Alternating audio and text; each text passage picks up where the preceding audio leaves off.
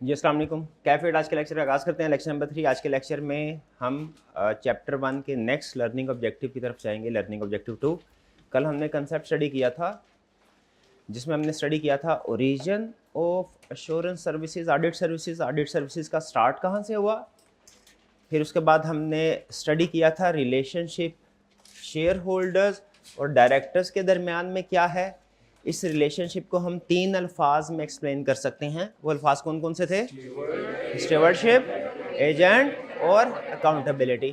और एंड पे हमने ये स्टडी किया था कि हालांकि आजकल ऑडिट करवाना बड़ी कंपनीज के लिए रिक्वायर्ड है, लीगल रिक्वायरमेंट है, लेकिन इसके बावजूद बाज़ औक़ात कुछ छोटी ऑर्गेनाइजेशन भी ऑडिट करवाती हैं। और किस वजह से ऑडिट करवाती हैं? फाइनेंशियल स्टेटस के कुछ एडवांटेजेस है जो हमने स्टडी किए थे। अच्छा, अगर कोई आपसे पूछे कि आसान अल्फाज में बताइए ऑडिट किसे कहते हैं, तो आप क्या कहेंगे? प्रिपरेशन ऑफ फाइनेंशियल स्टेटमेंट्स को या वेरिफिकेशन ऑफ फाइनेंशियल वेरिफिकेशन, ठीक है।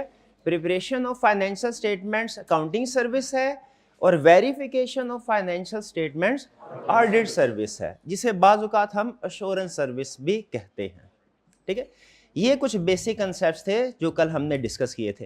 एंड पे आपको एक होम असाइनमेंट भी दिए थे, ठीक है। कितने स्टूडेंट्स ने होम असाइनमेंट किया, ज़रा हाथ उठाइए। शाबाश शाबाश, बिल्कुल इसी तरह आपने पूरे सेशन में होम असाइनमेंट्स करते रहना है, ठीक है। इस होम असाइनमेंट्स को हम डिस्कस करते हैं। अच्छा, उससे पहले प्रीवियस लेक्चर में से कोई क्वेश्चन हो तो वो पूछ ले आगे चलने से पहले। प्रीवियस लेक्चर में कोई क्वेश्चन नहीं, घर जाके जो कंसेप्ट आपने नोट्स में पढ़ा वो सारा समझ आ गया? चलिए जी।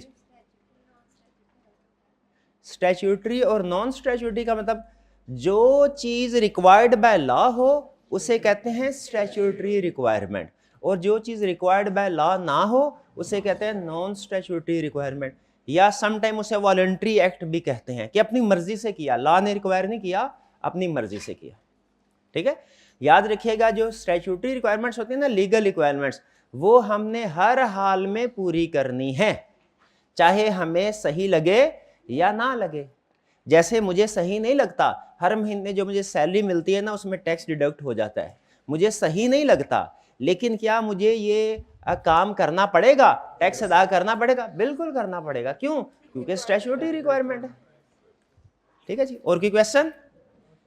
हाइब्रिड क्लास में कोई क्वेश्चन हो तो पूछ लीजिए। हाइब्रिड क्लास में कोई क्वेश्चन हो तो पूछ लीजिए, हाथ उठाइए। जैसे ही हाइब्रिड क्लास में जिस स्टूडेंट ने क्वेश्चन पूछना वो हाथ उठाएगा, हमारा एक टीम मेंबर माइक लेके उनके पास आ जाएगा, वो क्वेश्चन पूछ सकते हैं। शाबाश। कोई क्वेश्चन नहीं? नो का मैसेज कर दे अगर कोई क्वेश्चन नहीं है। जी जी पूछिए।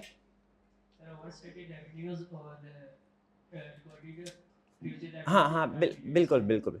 अच्छा, ये एक फर्स्ट लेक्चर के एंड पे मैंने जब आपको एनरॉन और वर्ल्डकॉम की एग्जांपल दी थी तो उसमें आपको 2 तरह की मिस स्टेटमेंट बताई थी कि एक कंपनी ने क्या किया था, अगले साल का रेवेन्यू इस साल रिकॉर्ड कर लिया था, और एक कंपनी ने अपने रेवेन्यू को ओवरस्टेट किया था। फर्क क्या है इसमें? देखें, ये 2 तरह की मिस स्टेटमेंट होती है हमारे ऑडिट में। अगर तो मेरा इस साल का रेवेन्यू है 100,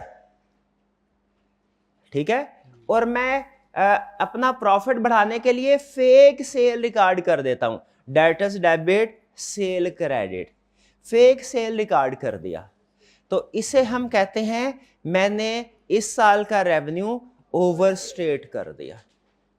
इसमें जो हायर अमाउंट है वो ओवरस्टेटेड है, गलत है, फेक है, ठीक है।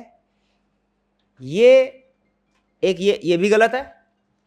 एक दूसरी तरह की गलती भी, अच्छा, इस तरह की गलती जो करते थे तो मैनेजमेंट आसानी से पकड़ी जाते थे, क्योंकि हम एज ऑडिटर जब सेल को चेक करते थे तो सेल को चेक करने के लिए हमने क्या चीज़ चेक करनी होती है, ये देखने के लिए कि सेल ठीक रिकॉर्ड हुई है कि नहीं। वेरीफाई किस चीज़ को देखना होता है? सेल इनवॉइसेस को। शाबाश। यानी हमारा जो एविडेंस होता है, वो इंफॉर्मेशन होती है जो हमने चेक करनी होती है ये देखने के लिए कि सेल ठीक है कि नहीं, वो क्या है? Cell invoice. इसमें मैनेजमेंट आसानी से पकड़ी जाती थी। क्यों भला? क्योंकि इनवॉइस होती थी। हम एज ऑडिटर के मैनेजमेंट से कहते थे भी इसकी इनवॉइस लेके आओ, वो कहते थे सर इनवॉइस नहीं है। हमने कहा पकड़ लिया तुम्हें। मैनेजमेंट थोड़ा सा चालाक हुई, उन्होंने इसका तरीकाकार बदल दिया। उन्होंने कहा हम फेक सेल रिकॉर्ड नहीं करेंगे, ये तो रिस्की है। हम क्या करेंगे, हम जनवरी के महीने की सेल इस साल दिसंबर में रिकॉर्ड कर लेंगे। ये रेंट दिसंबर है, तो इस साल की सेल्स ओवरस्टेट होगी कि नहीं होगी? एक तरह से प्रॉफिट भी बढ़ गया। अब ये तरीका वारदात निस्बतन बेहतर था पिछले वाले से, क्योंकि इसमें जब इनवाइस चेक करते हैं ना हम, तो इनवाइस मौजूद होती है। इसमें चांसेस होता है कि अगर तो ऑडिटर कोई जल्दी जल्दी काम करने वाला हुआ ना, वो शायद इनवाइस को देखे, अमाउंट को देखे, डेट ना देख पाए। अगर तो उस ऑडिटर ने डेट देख ली फिर तो मैनेजमेंट पकड़ी जाएगी, लेकिन अगर ऑडिटर ने डेट नहीं देखी तो फिर मैनेजमेंट नहीं। तो ये निस्बतन बेहतर फ्रॉड है। बेहतर मतलब छुपाने के पॉइंट ऑफ व्यू से कह रहा हूं, ठीक है। तो ये दो तरह का फर्क है। पहली तरह का भी फ्रॉड अभी भी किए जाते हैं, दोनों तरह के फ्रॉड। पहली तरह का फ्रॉड पकड़ना आसान है क्योंकि उसमें मैनेजमेंट कुछ खाली हाथ होती है। दूसरी तरह के फ्रॉड में मैनेजमेंट खाली हाथ नहीं होगी, इनवाइसेस होगी। आपको थोड़ा डिटेल में चेक करना पड़ेगा इस तरह का फ्रॉड पकड़ने के लिए। तो ये दोनों में फर्क समझ आ गया जी? जी, और कोई क्वेश्चन? जी जी पूछिए मेरे भाई। ऑडिटर जो होता है शेयर होल्डर्स को देता है रिपोर्ट, उसको ऑडिट रिपोर्ट कहते हैं। जी जी, आपने कहा था मैनेजमेंट को भी देता है, तो उसको क्या कहते हैं और किस बेस पे देता है? ऑडिटर जो कम्युनिकेशन करता है, क्वेश्चन इनका ये है सर, एक कम्युनिकेशन जो प्राइमरी कम्युनिकेशन है वो तो ऑडिटर करेगा शेयर होल्डर को। वो बात समझ आ गई, कह रहे सर वो समझ आ गई, वो ऑडिट रिपोर्ट है, उसमें ऑडिटर ने ये बताना है कि फाइनेंशियल स्टेटमेंट्स ठीक हैं या नहीं, ठीक है, वो समझ आ गई बात। लेकिन एक और तो कोई लेटर भी था, कोई रिपोर्ट भी थी, वो किसको देते थे और उसमें क्या लिखा होता है? हाँ, वो रिपोर्ट होती है मैनेजमेंट लेटर, जैसे बोलते हैं लेटर ऑफ वीकनेस, और ये ऑडिटर देता है किसको भला? मैनेजमेंट को। इसमें क्या लिखा होता है? Weaknesses in internal. ऑडिट के दौरान में ऑडिटर इंटरनल कंट्रोल सिस्टम पता है ना क्या है? ये बार बार टर्म यूज होगी। फाइनेंशियल स्टेटमेंट्स, और जितनी दफा फाइनेंशियल स्टेटमेंट्स का लफ्ज इस्तेमाल करेंगे ना, लगभग उतनी ही दफा इंटरनल कंट्रोल का लफ्ज भी इस्तेमाल होगा। हालांकि ज्यादा अहम हमारे लिए फाइनेंशियल स्टेटमेंट है, ठीक है, लेकिन वो किस तरीके से फाइनेंशियल स्टेटमेंट बनाई जाती है वो भी तो अहम है। अब भाई समोसे वाले की दुकान पे जाके कहे भैया समोसे तो दो दे दे, समोसे खाए बहुत ही मजेदार, बहुत ही मजेदार। क्या सिर्फ समोसे का मजेदार होना काफी है, या हमें यह भी देखना चाहिए समोसा बना कैसे?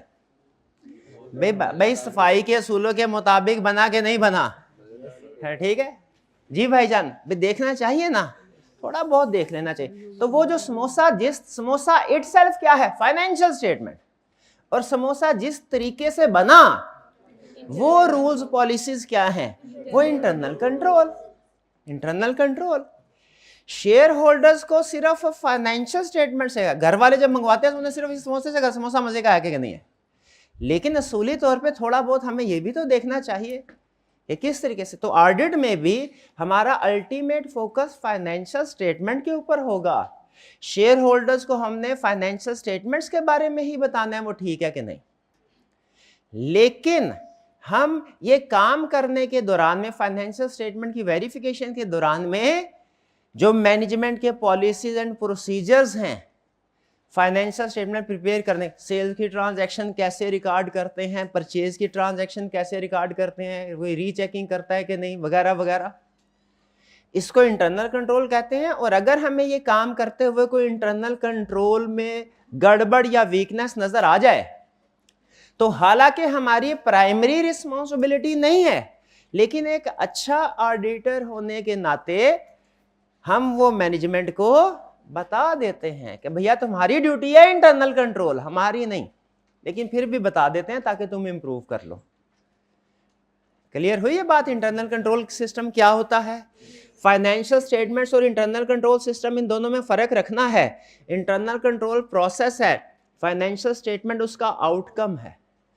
प्रोसेस अच्छा, आउटकम भी अच्छा, प्रोसेस बुरा, आउटकम भी बुरा। हम सिर्फ आउटकम, फाइनल आउटपुट के ऊपर फोकस करते हैं कि उसके ऊपर तो फोकस करते ही हैं, प्रोसेस को भी बेसिक लेवल पे अंडरस्टैंड कर लेना चाहिए, कर लेना चाहिए। ठीक है जी। तो अगर फाइनेंशियल स्टेटमेंट्स में, 2 क्वेश्चन मेरे आपसे, फाइनेंशियल स्टेटमेंट्स में गड़बड़ नजर आए किसको बताना है? शेयर होल्डर्स को। और इंटरनल कंट्रोल में गड़बड़ नजर आए मैनेजमेंट को। शाबाश। और ये बात तो आपको पता ही है, हम जो कुछ भी करते हैं वो लिखित पढ़ित रिटन फॉर्म में करते हैं, ज़बानी कलामी अमूमी तौर पे नहीं करते। जी जी पूछिए। वो आपने कहा ना कि इंटरनल कंट्रोल सिस्टम अगर वीक हो तो मैनेजमेंट को लेटर इशू दे देते हैं। जी जी। तो उस लेटर इशू करने का कोई स्पेसिफिक टाइम है, जैसे आइडेंटिफाई होगा वो इशू कर देंगे? देखिए ये थोड़ा डिटेल डिस्कशन है, मैं इस तरफ नहीं आपको लेके जाना चाह रहा कि वो अगर कोई वीकनेस हमें नज़र आती है तो वो कोई टाइम है या जब भी वीकनेस सामने आए तब भी बता देना चाहिए। इसका आसान जवाब आपको बता देता हूँ, ज़बानी कलामी तो फौरी बता दे जो भी गड़बड़ नज़र आए। ठीक है, तो प्रॉपर जो स्टैंडर्ड फॉर्मेट में अगर आपने मैनेजमेंट को बताना है वो चाहे तो एंड पे बता दे। ठीक है, लेकिन याद रखिए हमारी प्राइमरी रिस्पॉन्सिबिलिटी क्या है? फाइनेंशियल स्टेटमेंट की वेरिफिकेशन, इसके ऊपर जमे रहना है। ठीक है, और की क्वेश्चन? सर ऑडिट के एंड तक अगर इंटरनल कंट्रोल रॉन्ग हो तब भी हम लेटर सेंड करते हैं कि नहीं, अगर याद रखिएगा जो इंटरनल कंट्रोल ठीक होते हैं ना, बल्कि आपको एक सवाल का जवाब नहीं, एक असूल बता देता हूं। आपने एक वो क्लासिक एग्जांपल सुनी होगी, ग्लास आधा भरा आधा खाली। ऑडिटर याद रखे हमेशा आधा खाली ग्लास जो होता है उसके ऊपर फोकस करता है। हम कहते हैं कि हम रिपोर्टिंग करते हैं बाय एक्सेप्शन। बाय एक्सेप्शन का मतलब क्या है? हमने अगर 100 चीज़ें चेक की और 98 सही हैं, 2 गलत हैं, हम अपनी रिपोर्ट में ये नहीं लिखते 98 चीज़ें सही हैं, ये भी नहीं लिखेंगे 98 सही हैं 2 गलत, ये भी नहीं लिखेंगे। हम क्या लिखेंगे? 2 गलत हैं बाकी सब सही हैं। हमारा रिपोर्टिंग का ऑडिटर का तरीकाकार यही है। इसलिए अमूमी तौर पे ऑडिटर को ना ज़्यादातर लोग, खासतौर पर मैनेजमेंट वाले, अच्छी नज़र से नहीं देखते। कहते हैं ये तो सिर्फ गलत चीज़ों के ऊपर ही फोकस कर रहा होता है, इसको हमेशा हमारी बुराई नज़र आती है। भाई क्या करें, असल में शेयर होल्डर्स को इसी से गर्ज है कि भाई गलत क्या है ये बताओ। ठीक है, आप खुद सोचिए, आप जब टेस्ट देंगे, टेस्ट चेक होकर आपको वापस मिलेगा, आपके लिए ज़्यादा अहम चीज़ क्या है? क्या ये ज़्यादा है मैं क्या सही किया, या ये ज़्यादा है मैं क्या गलत किया? क्या गलत किया, उसको सही कैसे करना था, ये ज़्यादा है। तो हम एक्सेप्शन रिपोर्टिंग इसी चीज़ की करेंगे। ठीक है, तो हमने जब भी फाइनेंशियल स्टेटमेंट्स वगैरह हमने प्रिपेयर करने, मैनेजमेंट प्रिपेयर करेगी, हमने इसको वेरीफाई करना है, तो हम अगर कोई मिस स्टेटमेंट है, ठीक है, वो आइडेंटिफाई करके वो रिपोर्ट करेंगे। सर एक कंपनी का एड एंड पे ये क्वेश्चन क्या पूछा था आपने, जहां से बात शुरू हुई, असूल बताया था मैंने? क्वेश्चन क्या पूछा? अच्छा हाँ जी, मैंने ये पूछा अगर इंटरनल कंट्रोल स्ट्रांग हो तब भी हम लेटर हाँ, तो क्वेश्चन ये कि क्या इनका इंटरनल कंट्रोल स्ट्रांग हो तब भी लेटर, अब आप बताइए इसका जवाब। हाँ, इंटरनल कंट्रोल स्ट्रांग हो फिर नहीं लेटर सेंड करना। कब सेंड करना है? इंटरनल कंट्रोल वीक होगा। ठीक है जी। अच्छा, अब जजमेंटल क्वेश्चन पूछ रहा हूं आपसे, जजमेंटल क्वेश्चन पढ़ाया नहीं है लेकिन पूछ रहा हूं। क्या हम जब मैनेजमेंट लेटर देंगे मैनेजमेंट को, उसमें स्ट्रेंथ नहीं आएगी, वीकनेस आएगी, ये पता है? क्या सिर्फ कंट्रोल की वीकनेस लिखेंगे या हमें उसको इम्प्रूव करने के लिए रिकमेंडेशन भी लिखनी चाहिए? रिकमेंडेशन भी, शाबाश। ठीक है जी, उसमें रिकमेंडेशन भी होती है। चलिए, अब ये क्वेश्चन आपके सामने था, होम असाइनमेंट आपको दी थी मैंने। 1 बाय 1 आपसे पूछूंगा कि किस एरिया को, किस एलिमेंट को हम कैसे वेरीफाई करते हैं। ये जो होता है ना लैंड एंड बिल्डिंग, इसे अकाउंटिंग में आप क्या बोलते हैं? नहीं पीपी बोलते हैं क्या लाइन आइटम बोलते हैं, अकाउंट बोलते हैं, क्या लाइन आइटम बोलते हैं? हाँ, लाइन आइटम। इसी ऑडिट में प्रैक्टिस में हम अक्सर एरिया बोलते हैं। एरिया का मतलब यही, यानी वो इनकम स्टेटमेंट का एरिया भी हो सकता है, बैलेंस शीट का एरिया भी हो सकता है। ऑडिट में एक समझ लेके प्रैक्टिस है। तो अब मैं आपसे पूछूंगा एरिया, रैंडम कुछ स्टूडेंट से, आपने मुझे बताना है इसको वेरीफाई करने के लिए एविडेंस क्या ऑब्टेन करना है आपने। एरिया, लैंड एंड बिल्डिंग, बताइए जी। इसका मेथड देखेंगे, डेप्रिसिएशन का कौन सा, बिल्कुल ठीक है। और कोई पॉइंट है आपके पास? लैंड एंड बिल्डिंग कैसे वेरीफाई करें? फिजिकली जाके चेक कर लेंगे। बेहतरीन बेहतरीन सबसे अच्छा प्रोसीजर ये है, शाबाश। प्लांट एंड मशीनरी, जी मेरे भाई बताइए कैसे वेरीफाई करेंगे प्लांट एंड मशीनरी का एरिया? हाँ जी, कैसे वेरीफाई करेंगे? डेप्रिसिएशन मेथड देखेंगे और फिजिकली जाके वेरीफाई कर लेंगे। अगर इसकी रीवैल्यूएशन करवाई हुई तो रीवैल्यूएशन की डिटेल देख लेंगे। वो काउंटिंग में सीखा हुआ है ना, वैल्यूअर आके रिपोर्ट देता है, वो रिपोर्ट चेक कर लेंगे। बेहतरीन, शाबाश शाबाश। इन्वेंट्रीज, जी मेरे भाई आप बताइए इन्वेंट्री को कैसे वेरीफाई करेंगे? फिजिकली जाके काउंट कर लेंगे पूरी है कि नहीं है। ये तो नहीं उधर बैलेंस शीट में 50 लाख है, इधर 45 लाख पड़ी है, 5 लाख पता चले चोरी हो गई है, हो जाती है ना। बिल्कुल ठीक है, शाबाश। और क्या देखेंगे इन्वेंट्री में? अच्छा, वैल्यूएशन मेथड देख लेंगे कि फाइफो है या वेटेड एवरेज है या लाइफो है? लाइफो नहीं होता तो अगर क्लाइंट, हमारे क्लाइंट ने लाइफो के ऊपर वैल्यूएशन किया तो वो मिस स्टेटमेंट होगी, बिल्कुल गलती होगी, गलती। Trade and other receivable hybrid class, room number 6 में कोई स्टूडेंट बताए trade and other receivable. Trade receivable कहते हैं डेटर्स को। डेटर को कैसे वेरीफाई करेंगे? डेटर्स को रूम नंबर 6 में बता दें जल्दी से, कोई हाथ उठाइए, हाथ फटाफट, हमारा टीम मेंबर आपके पास आएगा। है कोई माइका लाल रूम नंबर 6 में? है जी, है, एक है जी। जी बताइए डेटर्स को कैसे वेरीफाई करेंगे?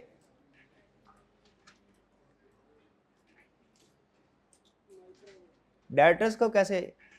कासिम भाई मौजूद है क्लास में? जी जी जी जी जी बताइए, बता दें।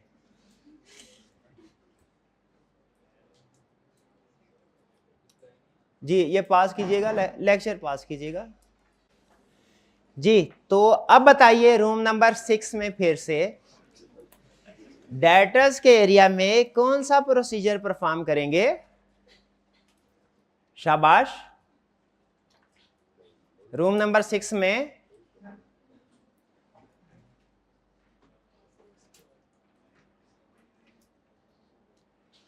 भाई माइक को करीब करके थोड़ा सा ऊंची बोल ले भैया, ये जरा फिर बंद करें लेक्चर जी। अब बताइए मेरे भाई रूम नंबर 6 में से, नहीं सही बताएंगे तो फिर आगे चलूंगा वरना नहीं चल। जी मेरे भाई, जी बिल्कुल, provision for bad doubtful debt check करेंगे, शाबाश, बिल्कुल ठीक है। अच्छा मुझे एक चीज बताइए, डेटर्स की वेरिफिकेशन के दौरान में क्या हम डेटर्स को लिख के पूछ सकते हैं कि ए डेटर भाई बताओ हमारे कंपनी ने तुमसे इतने पैसे लेने हैं, तुमने कितने पैसे देने हैं? ये लिख के कंफर्म करवा सकते हैं, रिटर्न फॉर्म में कंफर्मेशन ले सकते हैं, बिल्कुल। अच्छा बताइए ये सिर्फ डेटर्स से ले सकते हैं या क्रेडिटर से भी? क्रेडिटर से भी, शाबाश, बिल्कुल ठीक है, ठीक है। फिर इसके अलावा प्री पेमेंट्स और अक्रूड इनकम ये नॉर्मली एक्सपेंसेस से रिलेट करती हैं, तो एक्सपेंसेस की वेरिफिकेशन में ये भी वेरीफाई हो जाता है। जैसे जब आप रेंट एक्सपेंस को वेरीफाई कर रहे होंगे तो किसी महीने का अगर रेंट एडवांस में दिया हुआ है तो वो रेंट एक्सपेंस में भी चेक हो जाएगा और इनडायरेक्ट डबल एंट्री सिस्टम की वजह से प्री पेमेंट में भी हो जाएगा। इसी तरह अगर इलेक्ट्रिसिटी एक्सपेंस पे नहीं किया लास्ट मंथ का, वो एक्सपेंस को वेरीफाई करते हुए आखिरी महीने का एक्सपेंस उधर वेरीफाई हो जाएगा, और अगर वो अनपेड है तो दूसरा इंपैक्ट इधर आ जाएगा, ठीक है। कैश को कैसे वेरीफाई करेंगे?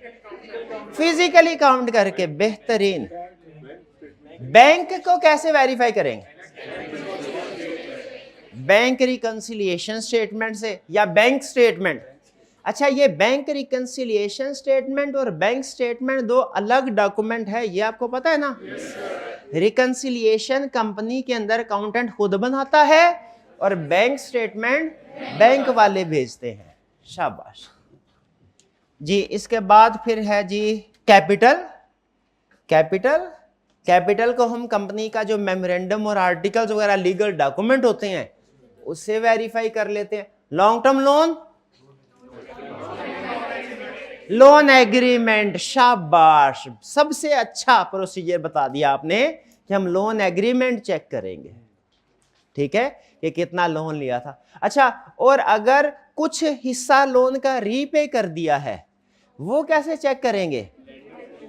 वो उसकी पेमेंट देख लेंगे कि कैसे पेमेंट की है, बिल्कुल ठीक। और ट्रेड एंड अदर पेबल्स, ये क्रेडिटर्स होते हैं, ठीक है, हाँ जी।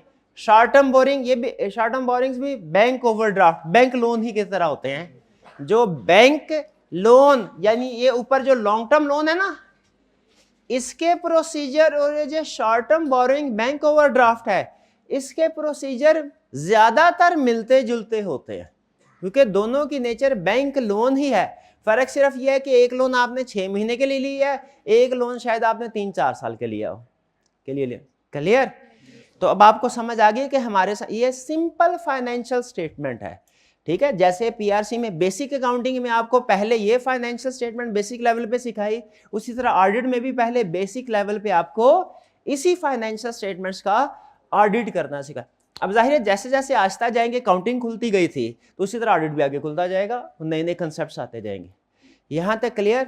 ये एक्सरसाइज बहुत अहम थी, अगर किसी स्टूडेंट ने नहीं की तो वो कर ले, आज आके कर लीजिएगा।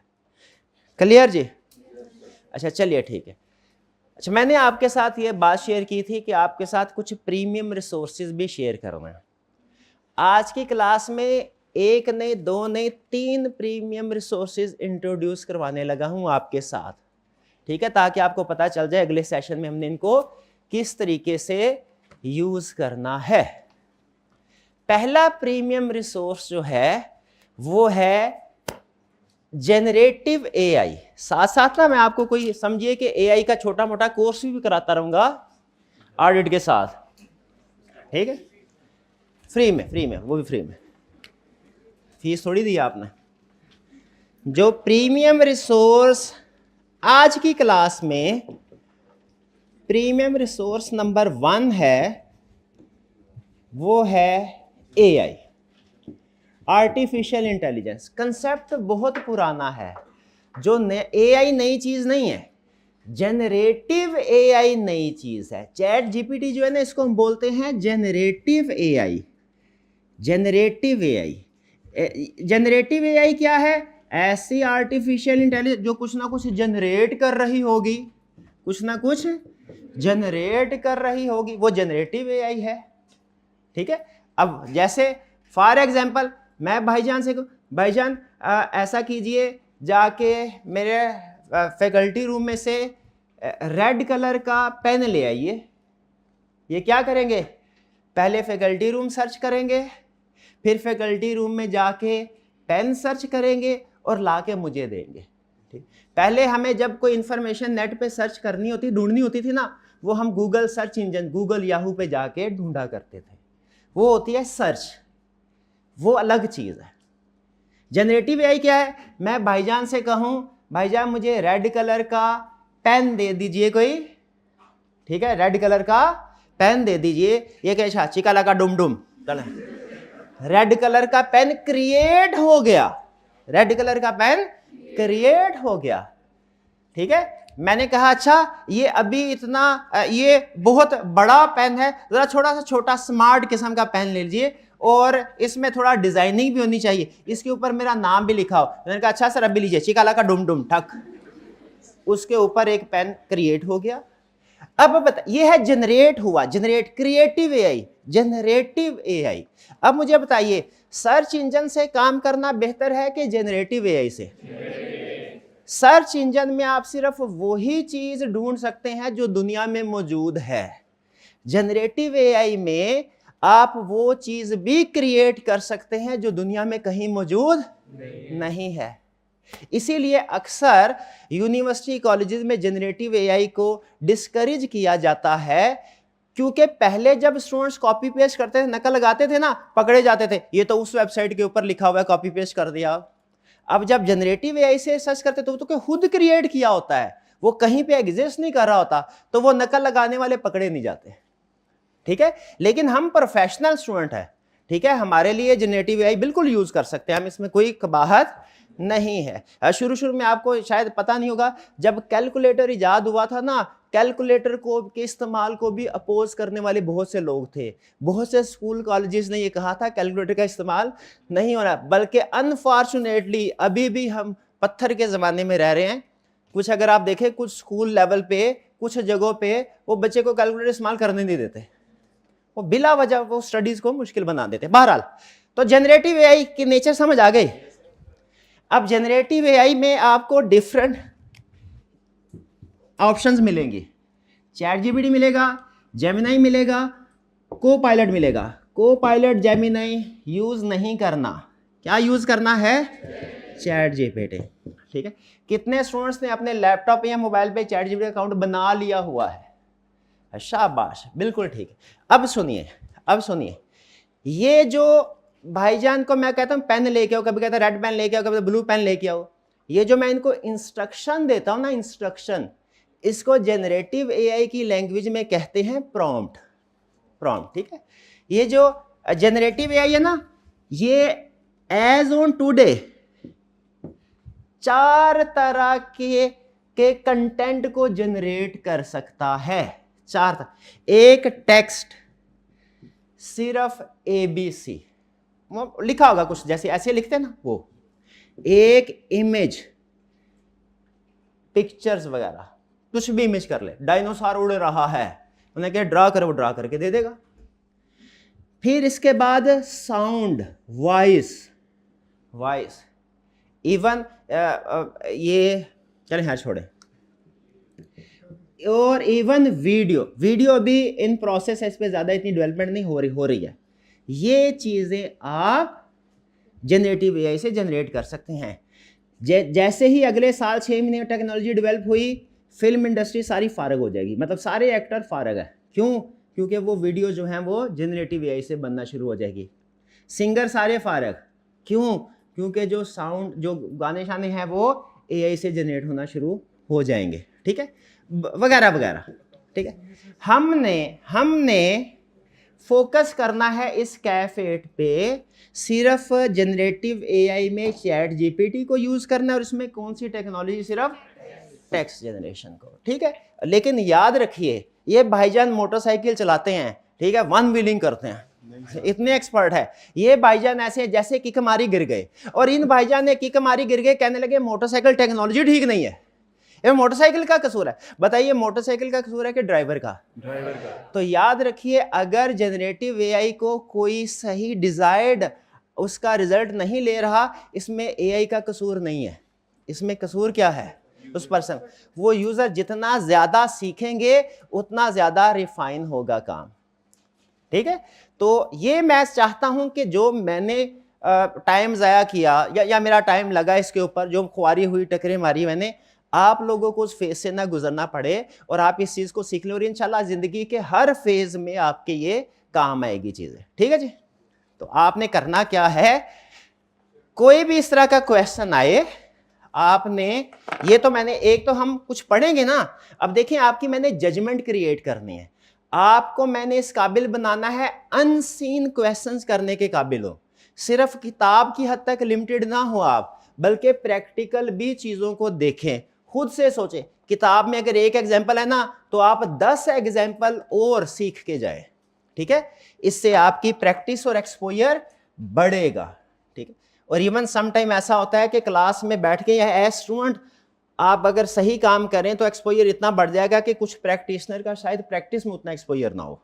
ठीक है, तो ये आपने क्या करना है, chat.openai पे जाके, आपको पता ही है chat.openai पे जाएंगे, वहां पे अकाउंट बनाएंगे अगर अकाउंट नहीं बना हुआ। ठीक है जी, और अगर अकाउंट बना हुआ है तो क्लिक करेंगे। यहां पे सिंपल आपने इतना लिखना है, याद रखें पहला असूल, प्रॉम्प्ट इंजीनियरिंग का पहला असूल, कोई एक पेज बना लें, उसके ऊपर लिख लें rules of prompt engineering, rules of लिख ले भाई, काम है, बिला वजह नहीं बता रहा लिखना। पहला, प्रॉम्प्ट कहते हैं इंस्ट्रक्शंस को जो हम उसको देते हैं। अकाउंटिंग में आपने एक मुहावरा सुना है, गार्बेज इन गार्बेज आउट, कि जैसा इनपुट होगा वैसे ही आउटपुट होगा। तो जैसा प्रॉम्प्ट होगा, जैसी इंस्ट्रक्शन होगी, वैसा ही आपका कंटेंट जनरेट होगा। तो पहला असूल, shorter prompt is better prompt, shorter prompt is better prompt, ये लिख लें, जितना शॉर्ट होगा उतना बेहतर होगा। ठीक है, इस पे कुछ डिफरेंस ऑफ ओपिनियन है, लेकिन आपको सारा अपने सर्च करके बता रहा हूं। दूसरा लिखे, give role before prompt, before instruction, give role. ये दो चीजें बस, आज के लिए इतना काफी है। जैसे अब मैंने ये देखना है, मैं एक जगह में फंस गया, मैं क्या ये सर ने बाकी चीजें तो पढ़ाई थी, ये शॉर्ट टर्म बोरोइंग के प्रोसीजर नहीं पढ़ाए, तो मैंने क्या लिखना है, यहां पे लिखना है as an external auditor how to verify short term borrowings.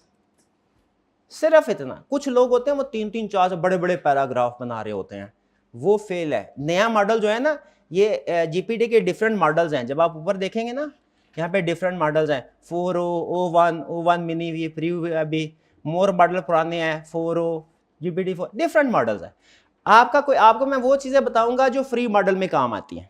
Free model के साथ आप आसानी के साथ कर सकते हैं, कोई पेड वर्जन लेने की जरूरत नहीं है। ठीक है, वो हमने लिए, हम सर्च करके आपको सारी चीज़ें आउटकम बता रहे हैं।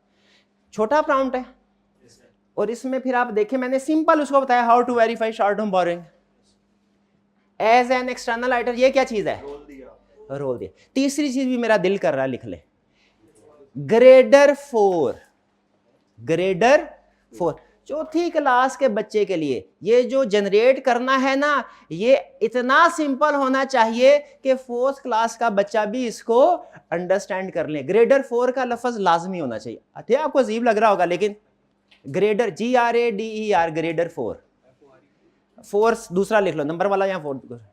ठीक है, वो शायद वो आइंस्टाइन ने बोला था या किसी सैंडर्स ने बोला था कि आपको वो कंसेप्ट नहीं आता जो आप 6-7 साल के बच्चे को एक्सप्लेन ना कर सके। ये उस कोड के ऊपर बेस्ड है ये रूल, ग्रेडर 4। ठीक है, आगे लिख लेता हूं, फॉर ग्रेडर 4। इससे क्या असर पड़ेगा, सिंपल लैंग्वेज हो जाएगी। आप ट्राई करके देखिएगा, ग्रेडर 4 के बगैर जनरेट करेगा मुश्किल लैंग्वेज होगी, ग्रेडर 4 के साथ करेगा आसान होगी। फिर अब देखें, जितना गुड़ डालते जाएंगे ना उतना मीठा, लेकिन गुड़ ध्यान से छोटे छोटे अल्फाज में। पहले मैं इतना आपको बता दूं, ठीक है, वो हमें सारी उसने चीजें वो देखें, अब हेडिंग्स के साथ बता रहा है। ठीक है, ये सारी चीजें पढ़ते हैं। लोन देख, बोरिंग एग्रीमेंट देखेंगे, interest rate, maturity date, repayment schedule, security क्या है, बोर्ड ऑफ डायरेक्टर के मिनट्स वेरीफाई करे, कंफर्मेशन भेजे, सारे काम की चीजें हैं, पढ़ते जाएंगे। ठीक है, लेकिन फर्ज कीजिए आप कहते इतना बड़ा तो नहीं मैंने पढ़ना, कोई बात नहीं। ठीक है, क्या करें आप, इसको कर दे, इसको यूं कर दे कि shorten content in simple list form, list form में कर दो। ठीक है, वैसे अभी भी लिस्ट फॉर्म में ही है, शॉर्टन कर दो, बल्कि सिर्फ इतना लिखते हैं शॉर्टन कंटेंट, शॉर्ट कर दो। वो क्या करेगा, अब उसको शॉर्ट कर देगा। देखिए वो जो उसने लंबी चौड़ी बातें की थी, अब वो थोड़ा उसने इसको समराइज कर दिया 50। जैसे इसको मजीद शॉर्ट बोलेंगे, मजीद शॉर्ट करता जाएगा, क्योंकि उसने खुद से जनरेट करना है, कहीं से पकड़ के थोड़ी लेके आनी है चीज। तो जैसे जैसे कर, इसके साथ खेलिए, ये जनरेटिव एआई के साथ जितना ज्यादा आप प्ले करेंगे उतना आपके वर्क में आसानी होगी। क्लियर होगी ये बात? तो आइंदा आपको जहां कहीं कोई प्रॉब्लम हो ना, आपने मुझसे बाद में पूछना है, घर में पहले एआई से पूछ लेना है। क्लियर होगी ये बात? ये मेहनत इसलिए की है क्योंकि बहुत से क्वेश्चन अब आप खुद से उनका आंसर ढूंढ सकते हैं। एंड पे नीचे लिखा हुआ है कि ये एरर कर सकता है, लेकिन याद रखिए ये इंप्रूवमेंट, और शुरू में एरर ज्यादा करता था, आहिस्ता आहिस्ता जैसे लेटेस्ट मॉडल आ रहे हैं एरर की तादाद, और याद रखिए एरर हम भी कर सकते हैं, मैं भी गलती कर सकता हूँ। ठीक है, हो सकता है कोई करूँ भी। ठीक है, इंसान होना, इंसान खता का पुतला। ठीक है, तो वो लेकिन मिनिमम आप सारी चीजें पढ़ सकते हैं। मैं आपको ये स्टेटमेंट दे रहा हूं, आप जो कुछ इससे सीखेंगे मोर देन 95% चीजें करेक्ट होगी, आप रिलाय कर सकते हैं, इजाजत दे रहा हूं। ठीक, पहली चीज ये क्लियर होगी ये चीज। दूसरा प्रीमियम रिसोर्स, पहला प्रीमियम रिसोर्स जनरेटिव एआई के साथ आपको इसमें एक्सपर्ट करना है मैंने। दूसरा प्रीमियम रिसोर्स क्लास में पॉजिटिव कंपटीशन बढ़ाना है। पॉजिटिव कंपटीशन का मतलब क्या है कि आप देखें, मेरा मकसद मैंने बताया था टीचिंग टू वे कम्युनिकेशन का नाम है। यानी आपने कल मैंने जो कुछ आपको पढ़ाया, आज मैंने ये इवेल्युएट करना है आपको समझ आया कि नहीं आया। आपसे पूछूंगा तो आप तो फौरन कहेंगे, मैं पूछूं कोई प्रॉब्लम है, आप कहेंगे नो सर सब कुछ समझ आ गया, यस सर, ठीक है, जो हालांकि कुछ ना कुछ गड़बड़ होती है। तो इवेल्युएट करने के लिए मैं क्या करूंगा, डेली बेसिस के ऊपर एक छोटा सा क्विज बनाया करूंगा, लाइव क्विज। अगर कोई ऑलरेडी स्टूडेंट किसी ने मेरे से कोई और कोर्स पढ़ा है तो उनको अंदाजा होगा, वो menti.com वाला, ठीक है।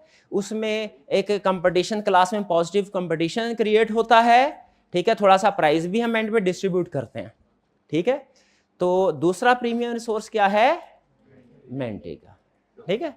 तो अब इसमें याद रखिए फिजिकल स्टूडेंट भी पार्टिसिपेट कर सकते हैं, ऑनलाइन वाले स्टूडेंट्स भी, लेकिन ऑनलाइन वाले स्टूडेंट्स को ये लेक्चर जब मिलेगा ना वो शाम को मिलता है, ठीक है, उस वक्त तक ये खत्म हो चुका होगा। ये याद रखिएगा, ये जो मेंटी क्विज है ये सिर्फ और सिर्फ क्लास के दौरान में वर्क करता है, इसके बाद ये मेंटी क्विज वर्क नहीं करता, सिर्फ लाइव क्विज होता है, ऑफलाइन नहीं होता।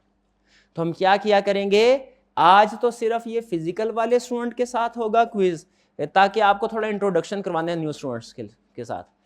कल से हम इस वक्त में जब हम टाइम बता दिया करेंगे आपको, उस टाइम पे ऑनलाइन स्टूडेंट्स के लिए व्हाट्सएप ग्रुप में लिंक शेयर कर दिया जाएगा। आपने उस लिंक के ऊपर क्लिक करना है और फिर पार्टिसिपेट करना है। लेकिन ये वही स्टूडेंट कर सकेगा जो लेक्चर साथ साथ ले रहा है, ठीक है, क्योंकि शाम को 6, 7 बजे 8 बजे अगर लेक्चर अवेलेबल हुआ LMS पे तो रातों रात लेक्चर लेना है, ताकि सुबह 7, 8 बजे वो 7, 7:30 बजे उस पार्टिसिपेट कर सके। ये एक चैलेंज होगा, लेकिन इसी बहाने साथ साथ पेंडिंग लेक्चर वाला काम मसला भी निमटता जाएगा, जब आपको टेंशन होगी ऑनलाइन वाले स्टूडेंट्स को कि हमने करना है। तो दूसरी चीज आ जाइए, वो क्या है, menti.com, ठीक है जी।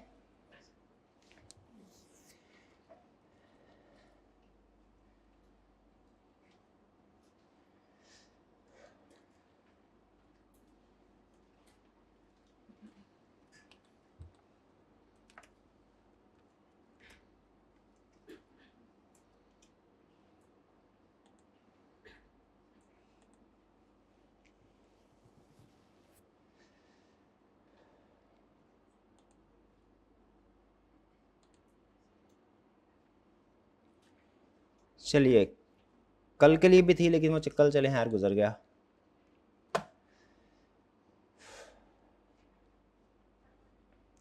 जी, अब करना क्या है आपने, सबसे पहले आपके पास एक स्मार्टफोन होना चाहिए और उसमें पैकेज एक्टिवेट होना चाहिए। शाबाश, ज़रा निकालिए, निकालिए, शाबाश। स्मार्टफोन निकालें, नहीं है तो साथ वाले से उधार ले लें। पैकेज मोबाइल फ़ोन नहीं। और सर कल आप कह रहे थे स्टूडेंट के पास फ़ोन होना ही नहीं चाहिए। हाँ, कल मैं कह रहा था स्टूडेंट के पास फ़ोन होना ही चाहिए, आज कह रहा हूँ है। हाँ, एक्सेप्शन होती है ना रूल्स की, तो जब उस्ताद इजाज़त दे तब वो चीज़ इस्तेमाल कर सकते हैं, वरना नहीं। जी, मोबाइल पे जाना है आपने, आप एक्सप्लोरर पे जाइए, टाइप कीजिए site menti.com, MENTI menti.com। Online मेरे स्टूडेंट जो फर्स्ट टाइम एक्सपीरियंस कर रहे हैं वो भी गौर से सुन लें। जाना है मोबाइल पे, इस वक्त ये, चूंकि आप शाम को प्रोबेबली देख रहे होगे, उस वक्त ये वर्क नहीं करेगा, लेकिन तरीकाकार समझ लीजिए क्या है कि कल जब आपके ग्रुप में लिंक शेयर किया जाएगा, आपने लिंक पे क्लिक करना है तो वो फौरन ही उस जगह पे पहुंच जाएंगे। ऑनलाइन वाले स्टूडेंट के साथ लिंक शेयर किया जाएगा, वो फौरन पहुंच जाए क्लिक करके। आप लोग क्लिक करके नहीं पहुंचेंगे, आपको कैसे पहुंचना पड़ेगा, menti.com टाइप करें और उसमें कोड एंटर कीजिए। आपके सामने एक बॉक्स नजर आ रहा होगा, ऐसा ही है, बॉक्स में लिखिए कोड 49390607, ठीक है, ये टाइप कीजिए। हाँ जी बिल्कुल, इस बॉक्स के अंदर तो आपके सामने ये डिस्प्ले होता नजर आ जाएगा, लिखा होगा cafe audit and assurance by Mohammad Asif. अगर ये लिखा नजर आ गया आपको तो इसका मतलब सही जगह पे पहुंच गए। कोड फिर से बोल देता हूं, 49390607 लिखा हुआ भी है बस सामने, लेकिन छोटा लिखा हुआ है। 49390607 पहुंच गए जी। चलिए अब रूल सुन ले फटाफट। हाउ टू प्ले, कोड आपने एंटर कर लिया। 7 क्वेश्चन है, सिर्फ इंट्रोडक्शन है इसलिए 7 अमूमी तौर पे 10 से 12 क्वेश्चन हुआ करेंगे। फास्टर क्वेश्चन, मोर पॉइंट्स, जो जल्दी आंसर, आपका आंसर करेक्ट भी होना चाहिए, सही भी होना चाहिए। जल्दी आंसर देंगे ज्यादा मार्क्स मिलेंगे। क्वेश्चन आपके सामने डिस्प्ले होगा, उसके बाद 5 सेकंड आपको मिलेंगे। 5 सेकंड में आपने क्वेश्चन को पढ़ना है, फिर इसके बाद ऑप्शंस आएंगी। 30 सेकंड का टाइम होगा। 30 सेकंड के अंदर अंदर करेक्ट ऑप्शन को आपने क्लिक करना है, ठीक है। 5 सेकंड में क्लिक कर देंगे ज्यादा नंबर मिलेंगे, 25 सेकंड में क्लिक करेंगे सही ऑप्शन तो कम नंबर मिलेंगे। जो टॉप 5 स्टूडेंट्स होंगे प्राइज मिलेगा जी। हमारे टीए भाई अगर क्लास में है तो प्राइज ले आए वो।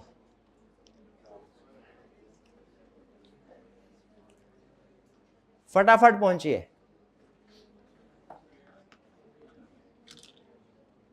पहुंच गए?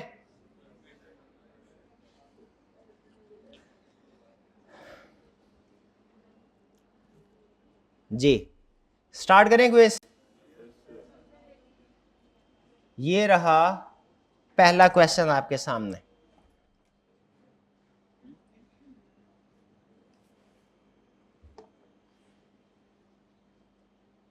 क्या कह रहा है? XYZ Limited's directors are preparing annual financial statement. What is the main reason shareholder would seek an audit of the financial statement?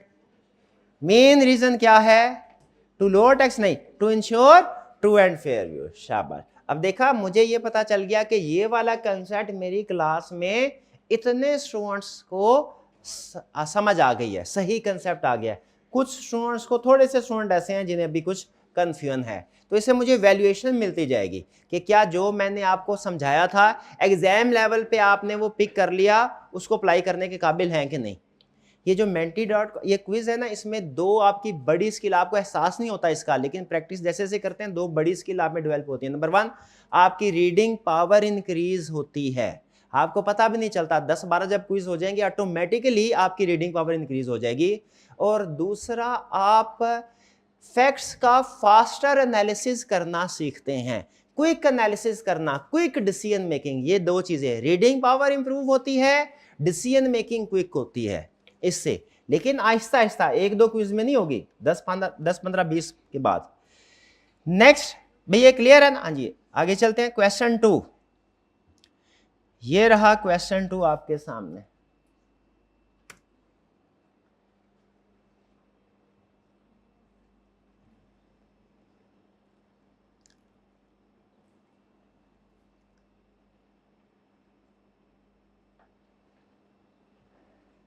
An auditor found weakness in internal control of DF Limited and made recommendation for improvement. What is an advantage of audit in this case? ये कौन से advantage है relate करिए? Example, improving internal control, ठीक है, improving. अब ये भी मुझे पता चल गया, ज्यादा स्टूडेंट, कुछ स्टूडेंट्स का ख्याल है फाइनेंशियल रिस्क एलिमिनेट करता है। फाइनेंशियल रिस्क मैनेजमेंट तो हम ऑडिट में सीखते ही नहीं है, ये तो मैनेजमेंट का टॉपिक है, ठीक है। अच्छा, आपके अपने मोबाइल पे जो डिस्प्ले होगा वो सिर्फ आपका आंसर डिस्प्ले होगा कि सही है कि गलत। जो स्क्रीन पे डिस्प्ले होगा वो पूरी क्लास का रिजल्ट होगा। मुझे जाहिर है इंडिविजुअल से रिजल्ट से इंटरेस्ट नहीं है, पूरी क्लास के रिजल्ट से इंटरेस्ट। नेक्स्ट क्वेश्चन 3, ये रहा।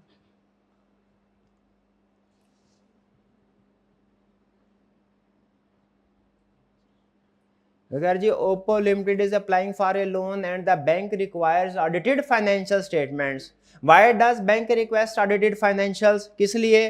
To comply with tax laws? नहीं, बैंक को टैक्स से क्या गर्ज, वो तो गवर्नमेंट को गर्ज है उससे। To verify loan repayment ability, हाँ कि इस काबिल है कि नहीं कि लोन रीपे कर सकेंगे, ठीक है। अगर नहीं पे करते तो इतने एसेट होने चाहिए कि मैं बेच के लोन वापस ले सकूं। टू कंफर्म बिजनेस वैल्यूएशन, नहीं, बिजनेस वैल्यूएशन उसका ऑब्जेक्टिव, बिजनेस वैल्यूएशन तो जिसने बिजनेस खरीदना है ना उसका मकसद होगा, बैंक का तो मकसद लोन से है। और फिर टू असेस टैक्स लायबिलिटी नहीं, तो ये टू वेरीफाई लोन, शाबाश, अच्छी परफॉर्मेंस है। कुछ तो अभी हम बेसिक चल रही है ना हमारे, शुरू शुरू में आपको पता है कंसेप्ट इजी चलते हैं। क्वेश्चन 4 ये रहा,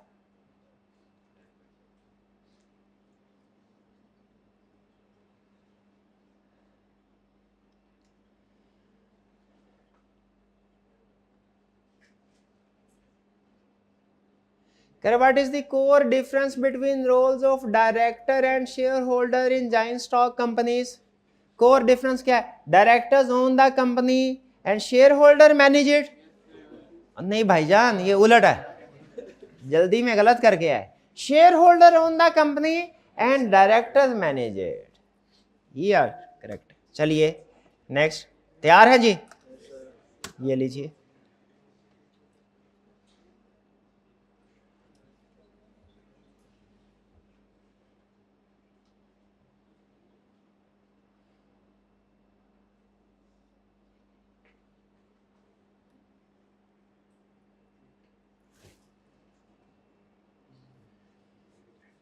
Why did shareholder question the credibility of financial statement prepared by management?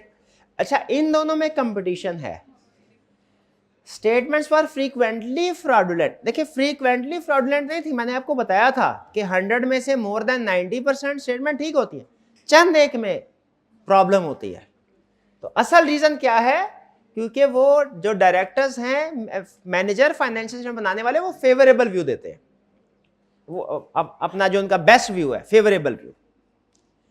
Next, management refuse to share financial information. नहीं, मैनेजमेंट शेयर होल्डर को फाइनेंशियल इंफॉर्मेशन देने से कैसे रिफ्यूज कर सकती है?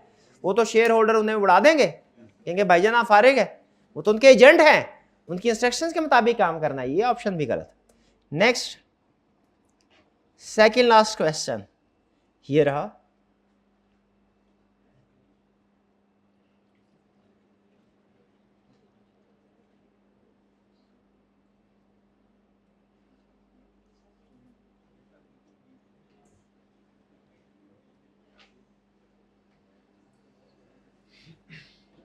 What is the primary function of the auditor?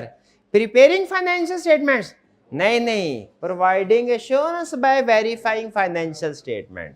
Financial statements को verify करना है और ये तसल्ली देनी है, एश्योरेंस देनी है, किसको? शेयर होल्डर को, कि फाइनेंशियल स्टेटमेंट ठीक है। चलिए जी, लास्ट क्वेश्चन ये रहा आपका,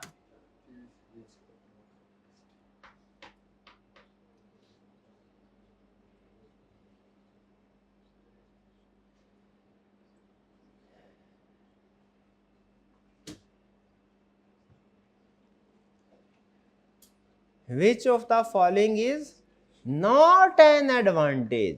एडवांटेज नहीं पूछा, एडवांटेज नहीं है। कंफर्मिंग कंप्लायंस विद स्टैट्यूटरी, ये तो एडवांटेज है। रिड्यूसिंग नीड फॉर एक्सटर्नल, हाँ ये एडवांटेज नहीं है, बाकी सारे एडवांटेज है। ठीक है, तो ये हमारे क्वेश्चन कंप्लीट हो गए। अब देखते हैं हमारे विनर्स कौन है। अच्छा, वैसे तो टॉप 5 था, लेकिन हम पहला क्विज है, टॉप 10 स्टूडेंट को प्राइज दे रहे हैं। ठीक है, शाबाश जी। सबसे पहले बताइए फर्स्ट पोजीशन पे कौन? फर्स्ट पोजीशन पे शाबाश दीजिए प्राइज। सेकंड पोजीशन पे कौन है? शाबाश दीजिए प्राइज। थर्ड पोजीशन, एविडेंस देख लीजिएगा, एविडेंस। हाँ जी, एविडेंस क्या होगा इस केस में? आपके मोबाइल यहाँ स्क्रीन पे डिस्प्ले एविडेंस देख के इनाम। Fourth position, third fourth position, शाबाश fourth position. Fifth position hybrid में, फिफ्थ पोजीशन। सिक्स्थ पोजीशन किन की है? सिक्स, शाबाश। सेवंथ पोजीशन, भाई हाइब्रिड वालों ने पोजीशन नहीं ली। एट्थ पोजीशन, एट भी। नाइन्थ पोजीशन, भाई हाइब्रिड वालों ने पार्टिसिपेट भी किया कि नहीं किया? Ninth position. टेंथ पोजीशन, ये ले। चले कोई बात नहीं, कल सही, कल हाइब्रिड वाले तैयारी करके आएंगे।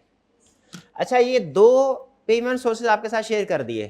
पहला कौन? वो जनरेटिव एआई, दूसरा मेंटी, तीसरा सुन लें, तीसरे को हम कहते हैं गोल्डन स्टेटमेंट्स। गोल्डन स्टेटमेंट्स का कंसेप्ट क्या है? देखिए, उस्ताद क्लास में 1.5 घंटा का लेक्चर है ना, अगर तो आपको पता है कि 1.5 घंटे में सारी की सारी बातें एक जितनी अहम नहीं होती, कुछ ज़्यादा अहम बातें होती हैं, फिर उसके बाद उनको एक्सप्लेन करने के लिए एग्जाम्पल्स होती हैं, कुछ डिटेल एक्सप्लेनेशन होती है। तो गोल्डन स्टेटमेंट में क्या करते हैं, क्लास जब खत्म हो जाती है मैं अपने जाके बैठता हूँ सीट पे, साथ में चाय मंगवाता हूँ, चाय पीता हूँ और मैं सोचता हूँ आज की क्लास में एग्जाम पॉइंट ऑफ व्यू से सबसे ज़्यादा अहम बात कौन सी बोली मैंने, उन बातों को मैं लिख लेता हूँ कि अगर बाकी सारा कुछ भी स्टूडेंट भूल जाए, ये बातें उसे याद रह जाए तो समझ लीजिए उसने लेक्चर का हक अदा कर दिया। क्या कहते हैं, लेक्चर का पूरा मगज निकाल देना। ठीक है, वो चंद एक सेंटेंसेस में, वो कभी 5-6 होते हैं, कभी 8-10 भी हो जाते हैं, इससे ज्यादा नहीं होते। ठीक है, फिर उनको हम लिख लेते हैं, समरी बना के आपके साथ व्हाट्सएप पे शेयर करते हैं, ताकि आप कहीं भी बैठे हों, कहीं भी जा रहे हो, आज रास्ते में हो, कहीं पे घर वालों के काम कह दिया है, सब्जी वाले की दुकान पे सब्जी लेने के लिए खड़े हैं, ठीक है, थोड़ी देर के लिए रेस्ट कर रहे हैं, सोने लगे रात को, उससे पहले आदतन फेसबुक पे गए तो साथ ही गोल्डन स्टेटमेंट आ गई, तो सोने से 4-5 मिनट पहले अगर आप वो पढ़ लिया करें ना, और सोते सोते वो 2-3 दफा दोहरा ले, वो ज़हन में आप सो रहे होंगे, कंसेप्ट आपके दिमाग में जड़ पकड़ रहे होंगे। ठीक है, तो वो गोल्डन स्टेटमेंट होगी, व्हाट्सएप के जरिए आपके साथ शेयर कर दी जाएगी। इसीलिए जिन स्टूडेंट्स ने अभी व्हाट्सएप फिजिकल स्टूडेंट्स का भी कम्युनिटी ग्रुप बना हुआ है, तो पता है आप, तो जिन स्टूडेंट्स का अभी नहीं उसमें नाम इनरोल हुआ, वो जाके एडमिशन टीम से कहें कि आपका नाम इनरोल करें। आज से वो गोल्डन स्टेटमेंट्स मैं आपके साथ शेयर करना शुरू कर दूंगा, और वो डेली होगी, लेकिन अगर गुजर गया तो फिर मैं प्रीवियस आपके साथ शेयर नहीं करूंगा। 4 दिन बाद कोई स्टूडेंट आके मुझे कहेगा ना सर वो गोल्डन नंबर 1-2, तो इतना रिकॉर्ड हमने नहीं रखा होता है वो, लेकिन प्रॉब्लमेटिक होता है उसको एक्सेस करना, वो फिर मैं शेयर नहीं कर सकूंगा। इसलिए कोशिश कीजिए एज सून एज पॉसिबल वो ग्रुप के अंदर आप इनरोल हो जाएं। ठीक है, ये 3 चीजें। चलिए फिलहाल यही, अब आगे 2-4 दिन के बाद मजीद पहले इनके साथ कंफर्टेबल हो जाएं, ये जो रिसोर्सेज मैंने अब, फिर इसके बाद इंशाल्लाह नए रिसोर्सेज भी ऐड करूंगा मैं by the passage of time.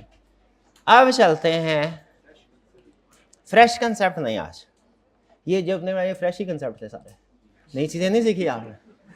हाँ, subject technical subject exam point of view से शायद आपको नहीं, लेकिन याद रखें ये वो चीजें जो पूरे सेशन में आपको काम आएंगी।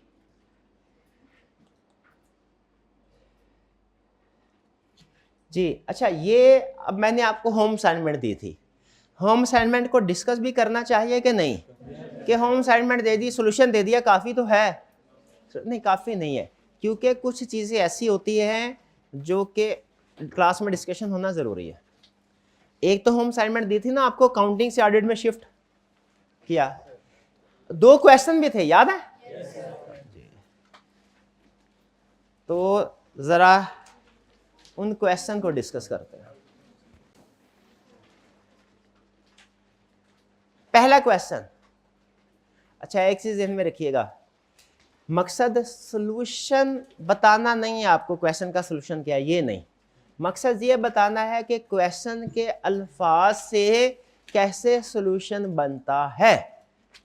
ठीक है, क्वेश्चन के अल्फाज से कैसे, याद रखें आपकी सारी किताब उसमें 250-300 कंसेप्ट हैं। ठीक है, आप स्टूडेंट है ना, आपके लिए दुनिया में जितनी भी किताबें हैं, ठीक है, कुरान मजीद के अलावा जितनी भी किताबें हैं वो आपके लिए कम अहम है, और ऑडिट की किताब आपके लिए उन दूसरी किताबों से ज़्यादा अहम है। एग्री करते हैं कि नहीं? वो जितने भी नॉवेल्स वगैरह हैं, जितनी भी और दूसरी इस तरह की बुक्स है इधर उधर की, ठीक है, वो सारी कम अहम, और ये जो आपकी सब्जेक्ट रिलेटेड 3-4 बुक्स हैं जो सब्जेक्ट, ये ज़्यादा अहम। इस बात से एग्री करते हैं? कुरान मजीद तो सबसे अहम है ना। तो उसके बाद ये चीज़ें स्टूडेंट के लिए एग्रीड, 3 किताबें उनसे, ठीक है। इन किताबों में भी बहुत से कंसेप्ट, जैसे हमारे आर्ट की बुक में 250 कंसेप्ट है, इनमें से भी वो 10-15 कंसेप्ट सबसे ज्यादा अहम है जो एग्जाम में पेपर में आएंगे। ऐसे ही है, बुक अगर आपकी 500 सफ़ों की है तो इन 500 सफ़ों में से भी वो 3-4 सफ़े ज्यादा अहम है जो क्वेश्चन पेपर है। क्वेश्चन पेपर में जिन कंसेप्ट को टेस्ट किया वो ज्यादा अहम, एग्री करते हैं उससे? चलें, इसका मतलब ये है पहले नंबर पे तो हमें बुक को सारी को अंडरस्टैंड करना है। चलें बुक में कहीं पे 19-20 हो भी गया, कम से कम वो जो पेज है क्वेश्चन पेपर उसका हर सवाल हमें समझ आना चाहिए। एग्रीड? उस क्वेश्चन पेपर के अंदर भी याद रखें कुछ इंफॉर्मेशन ज्यादा अहम होती है, कुछ कम। जो रिक्वायरमेंट्स होती है ना वो ज्यादा अहम होती हैं। जो ऊपर 15-20 लाइनों की केस स्टडी होगी ना वो कम अहम है, नीचे जो रिक्वायरमेंट्स की 2 लाइनें होंगी वो ज्यादा अहम है। ऊपर की इंफॉर्मेशन में 19-20 हुआ, आपके नंबर 1-2 कटेंगे। रिक्वायरमेंट्स में 19-20 हुआ, रिक्वायरमेंट ना सही समझ सके पूरा क्वेश्चन उड़ जाएगा आपका। तो सारी किताब एक तरफ, पेपर एक तरफ, सारा पेपर एक तरफ, रिक्वायरमेंट एक तरफ। अब रिक्वायरमेंट को पढ़ के मैंने पूरे सेशन में इस चीज के ऊपर मेहनत करनी है, कंसेप्ट्स के ऊपर तो करनी है कि रिक्वायरमेंट पढ़ के सोल्यूशन कैसे डिसाइड करना है कि सोल्यूशन में क्या लिखना है। आपने अक्सर स्टूडेंट ये समझते हैं कि जी एग्जाम में सोल्यूशन में वही लिखना होता है जो किताब में लिखा होता है, छापा मारना है। नहीं नहीं नहीं नहीं, वो कंसेप्ट वही पूछता है डिफरेंट स्टाइल में। कंसेप्ट वही पूछता है डिफरेंट स्टाइल में। तो आपने किस तरीके से आंसर को ड्राफ्ट करना है ये कौन बताता है? क्वेश्चन की रिक्वायरमेंट। जैसे वो हकीम लुकमान के बारे में मशहूर है ना कि जड़ी बूटियों से खुद बता दिया करती थी कि वो किस मर्ज की इलाज है। वो खुद से तो नहीं बताती लेकिन उसका एक्सपीरियंस इतना था, प्रैक्टिस इतनी थी, उसे पता था ये मैदानी इलाके की जड़ी बूटी है, पहाड़ी इलाके की है, ये जंगली इलाके की है, इसका कलर ये, इसका कलर ये है, और भी कुछ उसके प्रोफेशन के जो भी ऊंच नीच होगी उसको पता था, इससे उसे अंदाजा लग जाता था कि किसी बीमारी का इलाज होगा। उसी तरह ये मेरी जिम्मेदारी है, मैंने आपको इस काबिल बनाना है कि क्वेश्चन पढ़े, क्वेश्चन खुद आपको बताए कि सॉल्यूशन कैसे बनेगा। आपको किस काबिल बनाना है, ये मेरी जिम्मेदारी है कि क्वेश्चन आप पढ़ें, क्वेश्चन आपको खुद बताए कि मेरा सॉल्यूशन कैसे बनेगा। और क्वेश्चन के अंदर इंफॉर्मेशन मौजूद होती है जिससे आपको पता चलता है कैसे। ये हम आहिस्ता आहिस्ता सीखते जाएंगे। जैसे क्वेश्चन नंबर 1 छोटा सा क्वेश्चन है, कह रहा है discuss the concept of stewardship and accountability in the context of A limited company. मैंने आपको बताया था जिंदगी में हम अल्फाज बोलते हैं, अल्फाज में पावर होती है, हर लफ्ज इक्वली पावरफुल नहीं होता। सबसे पहली चीज आपने किसी भी क्वेश्चन को पढ़ना है, किसी भी बल्कि कंटेंट को जब आप पढ़े ना तो उसमें एनालाइज किया करें इसमें पावरफुल वर्ड कौन सा है, इसमें पावरफुल वर्ड कौन कौन सा है, स्टीवर्डशिप और अकाउंटेबिलिटी। शाबाश, अब आपको पता चल गया भाई ये टेक्निकल टर्म्स हैं जो ऑडिट में यूज होती हैं। ठीक है, डिस्कस रूटीन का लफ्ज है, ये किसी भी जगह किसी भी सब्जेक्ट में यूज हो सकता है, कंसेप्ट भी, कंपनी भी, कंटेक्स्ट भी, लेकिन स्टीवर्डशिप और अकाउंटेबिलिटी इनको अंडरलाइन करना होता है। इनको हम कहते हैं पावर वर्ड्स, इनको बोलते हैं की वर्ड्स। अंडरलाइन कर लें दो को, किसको? स्टीवर्डशिप को और अब सुने सबसे अहम लफ्ज, मोस्ट पावरफुल वो लफ्ज ना स्टीवर्डशिप है ना अकाउंटेबिलिटी है, वो है एंड। रिक्वायरमेंट के अंदर एंड का लफ्ज आ जाना इसका मतलब है आपका क्वेश्चन एक नहीं है वो 2 हो गए। जितने एंड आते जाएंगे ना क्वेश्चन में, याद रखिएगा उतने पार्ट्स ऑफ द क्वेश्चन आपके बढ़ते गए। एक क्वेश्चन को प्रेजेंट करने का होता है अच्छा तरीका। अच्छा तरीका क्या होता है? मैं कहता question 1 part A discuss the concept of stewardship, question 1 part B discuss the concept of accountability. A और बी, ये मैं ऐसे भी तो आई कैप ऐसे भी तो कर सकता था, नहीं किया। क्यों नहीं किया? उसे पता था ए बी करके करेगा ना, आप पार्ट ए अटेम्प्ट करेंगे टिक करेंगे, पार्ट बी अटेम्प्ट करेंगे टिक करेंगे, दोनों अटेम्प्ट कर लेंगे। लेकिन अगर दोनों रिक्वायरमेंट को एक स्टेटमेंट में मर्ज कर दिया जाए ना तो 100 में से 5-7 स्टूडेंट ऐसे होते हैं जो समझते हैं ये एक ही क्वेश्चन है। वो हो सकता है सिर्फ स्टीवर्डशिप को एक्सप्लेन करें और आगे निकल जाए, अकाउंटेबिलिटी को भूल जाए। ऐसे सारे स्टूडेंट ऐसे नहीं करते, लेकिन 100 में से 5-7 स्टूडेंट ऐसे होते हैं। उनको फेल करने के लिए इस तरीके से क्वेश्चन को बनाया जाता है, समझ रहे हैं? एंड तो इसमें करना क्या है हमने? स्टीवर्डशिप की डेफिनेशन, अकाउंटेबिलिटी की डेफिनेशन। क्लियर? 2 चीजें। अच्छा दूसरा सुने, पावर वर्ड को अंडरलाइन कर लिया। अब आपको पता चल गया 2 चीजें पूछी है उसने, टोटल मार्क्स को आपने डिवाइड करना इन दो में। इस क्वेश्चन में आपकी ये बिल्कुल आसान जजमेंट है, कैसे 2-2 नंबर के साथ, 2 नंबर का ये 2 नंबर का। लेकिन कुछ जगहों पे ऐसे होगा कि मार्किंग एलोकेशन होगी, ये पार्ट 1 नंबर का, ये 3 का है, ये 2 का है, ये 3 का है। ऐसे भी हमेशा मैथमेटिकली एलोकेशन नहीं होती, इसमें मैथमेटिकल है क्योंकि आपको पता है दोनों टर्म्स है, दोनों इक्वली इंपॉर्टेंट है। लेकिन सम टाइम वो कहता है इस चीज को डिफाइन करो और इसके एलिमेंट्स बताओ। डेफिनेशन 3 लाइन की, एलिमेंट्स 5, तो हो सकता है टोटल नंबर 7, तो डेफिनेशन के कितने, 3.5 होंगे? नहीं, डेफिनेशन के 2 होंगे हो सकता है, और एलिमेंट्स के 5 होंगे। तो ये याद रखिए, पहले क्वेश्चन को पढ़ना है, पावर वर्ड्स को अंडरलाइन करना है, और फिर मार्क्स की एलोकेशन आपने खुद करनी है। मार्क्स की एलोकेशन किए बगैर क्वेश्चन सॉल्व नहीं करना, वरना कभी आप टू मच लिख रहे होंगे, कभी आप टू लेस लिख रहे होंगे। ठीक है, ये जजमेंट आहिस्ता आहिस्ता रिफाइन होगी, क्लियर होगी ये बात। चलिए, अब चूंकि टाइम तकरीबन खत्म हो गया है, केस स्टडी हम कल डिस्कस करेंगे, नया कंसेप्ट भी कल डिस्कस करेंगे। एक चीज ठहर जाए भाई, अब इस क्लास खत्म नहीं, सबसे अहम चीज जो पूरे सेशन में आप पूछते हैं, क्या आई कैप की स्टडी टेक्स्ट के अल्फाज लिखना लाजमी है? मैंने बताया नो, लेकिन अब आप मुझे कहे सर हम आप पे नहीं मानते, आपकी बात नहीं मानते, खुद सिखाया है आपने। क्या सिखाया है? एविडेंस। एविडेंस बताइए, क्या बताइए? किस चीज का एविडेंस? किस चीज का एविडेंस?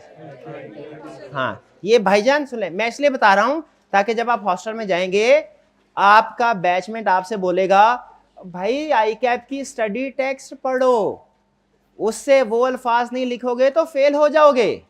तो फिर आपने उसे क्या जवाब देना है? ये सुन लें, ये सुन लें। आपने कहना है भाई स्टडी टेक्स्ट पढ़ लो, वो भी ठीक है, और स्टडी टेक्स्ट के कंसेप्ट वही लेकिन अल्फाज कुछ और में पढ़ लो, वो भी ठीक है, दोनों ठीक है। स्टडी टेक्स्ट गलत नहीं है, मैं ये नहीं कह रहा गलत है, गलत नहीं, वो भी ठीक, जो उसको फॉलो कर रहे हैं वो भी ठीक, ठीक है। और जो उसकी बजाय किसी और टेक्स्ट को जिसमें कंसेप्ट वही है लेकिन थोड़ा इजी फॉर्म में, सिंपल फॉर्म, भाई डिफिकल्ट कंसेप्ट बेहतर के इजी वर्ड में कंसेप्ट बेहतर, पक्की बात है। चले अब जरा सुनिए इसका जवाब। ये जब आई कैप ने स्टडी टेक्स्ट लॉन्च किया था ना, उस वक्त हमने पूछा था 5 साल पुराना। तो अब जरा अपने मोबाइल पे पहुंचे, ओपन कीजिए, साइट है एक, उधर जाइए www.icap.org.pk, साइट पे जाइए, शाबाश शाबाश, वहां पे जाइए स्टूडेंट्स सेक्शन में, स्टूडेंट सेक्शन में जाइए, एजुकेशन एंड ट्रेनिंग में, नजर आ रहा है ना? स्टूडेंट सेक्शन ये, एजुकेशन एंड ट्रेनिंग ये, एजुकेशन एंड ट्रेनिंग में नीचे जाइए, FAQs एंड पे FAQs on education and training scheme, इस पे करें क्लिक।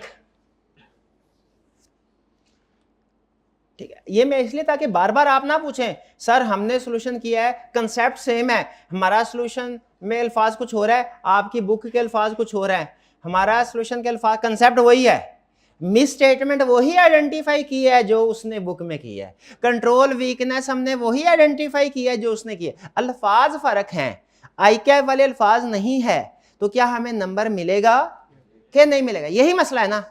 यहां पे आके यहाँ पे आपने फाइंड करना, वो नीचे जाके कहीं पे है, पेज नंबर मुझे याद है इसलिए मैं फाइंड कर रहा हूं, स्टडी टेक्स्ट 6.18, कौन सा? 6.18 पे जाना है, इसको जूम कर लेते हैं थोड़ा, नजर आ रहा है अब आपको? हाँ, क्या कह रहा है? कह रहा है during I cap examination, I cap के पेपर में, if a student explains the required concept in his और हर ओन वर्ड, पावर अहम अपने अल्फाज में, instead of exactly reproducing I cap study text wording, I cap की study text की exact wording के बजाय अपने अल्फाज में एक्सप्लेन कर रहा है, will marks be deducted just for using own word instead of exact ICAP study test wording? वही मसला है। जवाब क्या दे रहा है? कह रहा there is no concept of prescribe text, आसानी के लिए किताबें दी हैं लेकिन इसका यह मतलब नहीं है कि सिर्फ यही हक सच है, नहीं, क्या कह रहा है? Correct phrasing of answer is marked on merit. कह रहा है टेक्स्ट का कंसेप्ट नहीं है कोई टेक्स्ट वाले लिखेंगे वही ठीक होगा, नहीं, कोई भी करेक्ट आपका अल्फाज सही है, फ्रेज सही है, उसके आपको मार्क्स दिए जाएंगे मेरिट बेसिस पे। मेरिट बेसिस का मतलब सही आंसर लिखेंगे नंबर मिलेगा, सही आंसर नहीं होगा नंबर नहीं मिलेगा ड्यूरिंग असेसमेंट प्रोसेस। कह रहा है लेकिन कुछ चीजें होती है, कुछ टर्म्स ऐसी होती हैं उनको आप इजी वर्ड में कन्वर्ट नहीं कर, जैसे स्टीवर्डशिप। अब ये आपको पता है ऑडिट का टेक्निकल कंसेप्ट है। ऐसे अब कोई स्टूडेंट अगर स्टीवर्डशिप की डेफिनेशन को सिंप्लीफाई कर सकते हैं, स्टीवर्डशिप की टर्म का अल्टरनेट नहीं ढूंढ सकते। ठीक है, जैसे कुछ कहते हैं सर ऑडिट रिपोर्ट है, इसको ऑडिटर सर्टिफिकेट कह दे, नहीं कह सकते, क्योंकि ये वो टर्म है जो प्रोफेशन में अहम है, बार बार यूज होती है। तो कुछ स्टैंडर्ड, या इसको मैं सिंप्लीफाई करके आपके सामने बताऊं, वो कहता है भाई जो आपको डेफिनेशन में पूछूं ना किसी टर्म की, वो आप कोशिश करें एग्जैक्ट अल्फाज में लिख दें। जो डेफिनेशंस होती हैं, डेफिनेशन वगैरह, उनके साथ छेड़छाड़ थोड़ा रिस्की होता है। ठीक है, तो बाकी जो कंसेप्ट है, और खास तौर पे केस स्टडी तो याद रखिए आपको करनी ही अपने अल्फाज में पड़ेगी। ठीक है, use of certain question related to law, standard और acknowledge theories require use of terminologies in the answer which can not be replaced with own terminologies. ठीक है, कुछ ठीक है, जैसे आप वो लॉ में, बिजनेस लॉ में पढ़ते होंगे, ऑडिट की एग्जांपल जो है उसने वो आगे एक दी है कि कॉन्ट्रैक्ट और एग्रीमेंट में फर्क होता है। कहते हैं आम बंदे के लिए दोनों सेम होंगे लेकिन हमारे लिए नहीं, लॉयर्स के लिए नहीं, लॉ में नहीं, इसको आपने इंटरचेंजेबली यूज नहीं करना। फिर कह रहा है auditor opinion should not be less with auditor judgement, ruling. कह रहा है रूलिंग वाले अल्फाज नहीं आएंगे, ओपिनियन या रिपोर्ट वाले अल्फाज आएंगे। While describing Maslow's hierarchy management, क्या उसने एग्जांपल दिया है, तो जो किसी साइंसदान ने थ्योरी पेश की है तो उस थ्योरी की उसने अगर 3 हेडिंग दी हैं, आपने भी वही 3 हेडिंग लिखनी होंगी, उनके आगे एक्सप्लेनेशन आप अपने अल्फाज में लिख सकते हैं। इन शॉर्ट फिर से सुन ले क्या कह रहा है कि एग्जैक्ट वर्डिंग को प्रोड्यूस करना रिक्वायर्ड नहीं है। कुछ जगहों पे जो टेक्निकल टर्म्स होती हैं वो आपने वही लिखनी है, वो आप जैसे जैसे आगे सब्जेक्ट को पढ़ेंगे आपको पता चलता जाएगा। जैसे 3 टर्म्स के बारे में तो अभी पता चल गया आपको, एज इट इज यूज करनी है। कौन सी? Stewardship, accountability, agent. ठीक है, एजेंट की बजाय, एजेंट रिलेशनशिप की बजाय फर्ज कीजिए कोई और वर्कर का लफ्ज लिख देते हैं, नहीं लिख। तो ये समझ आ गई भाईजान? क्या क्या सिखा रहा है इसमें, क्या बता रहा है हमें कि आप अपने अल्फाज में लिख सकते हैं, अगर सही हुआ तो आपको नंबर मिलेंगे। ये चीज आपको बताने थे। इवन अगर आप आई कैप का ये काम आपने करना नहीं लिया, बता रहा हूं। अब बात पता है आपको, पता है आई कैप क्वेश्चन रिपीट करता है, दो प्रोफेशन में। पहले 4 साल पहले पेपर में क्वेश्चन पूछा, आज फिर दोबारा इसमें वही क्वेश्चन पूछ लिया। इवन आई कैप का पुराना स्टैटिस्टिक्स सॉल्यूशन और नया वाला स्टैटिस्टिक्स सॉल्यूशन सेम क्वेश्चन का देखेंगे ना, अल्फाज फर्क होंगे। ठीक है, तो जब वो उस अपने एंड पे उसके डिफरेंस हो सकते हैं, हमारे स्टूडेंट के भी डिफरेंस हो सकते हैं। ठीक है, ये एक और जगह पे आई कैप ने ये कहा था कि हम तो बल्कि इनकरेज करते हैं, ये अल्फाज थे कि स्टूडेंट अपने अल्फाज में लिखे कि कोई प्रोफेशनल स्टूडेंट को हम रट्टे की तरफ नहीं लेके जा रहे। केस स्टडी तो खास तौर पे उनको अपनी जजमेंट अप्लाई करना पड़ती है, सिर्फ कुछ जगहों पे रट्टा लगाना पड़ता है मिनिमम, वो क्या डेफिनेशंस वगैरह है या कुछ हेडिंग्स होती हैं उनको। केस स्टडी हमारा ज़्यादा पेपर केस स्टडी बेस्ड है, अपने अल्फाज में लिख सकते हैं, कोई प्रॉब्लम नहीं। क्लियर जी? चलिए आज के लिए इतना। आज की होम असाइनमेंट आपकी नहीं है, फिर कोई आज आप याशी करें, सिर्फ ये आपने जाके ना कुछ प्रॉम्प्ट्स में खेलना है बस, कुछ हाँ कि ऐसा चेंज करे तो क्या होता है, ऐसा चेंज करे तो क्या। आज का लेक्चर यहाँ ख़त्म करते हैं हम। अल्लाह हाफिज़।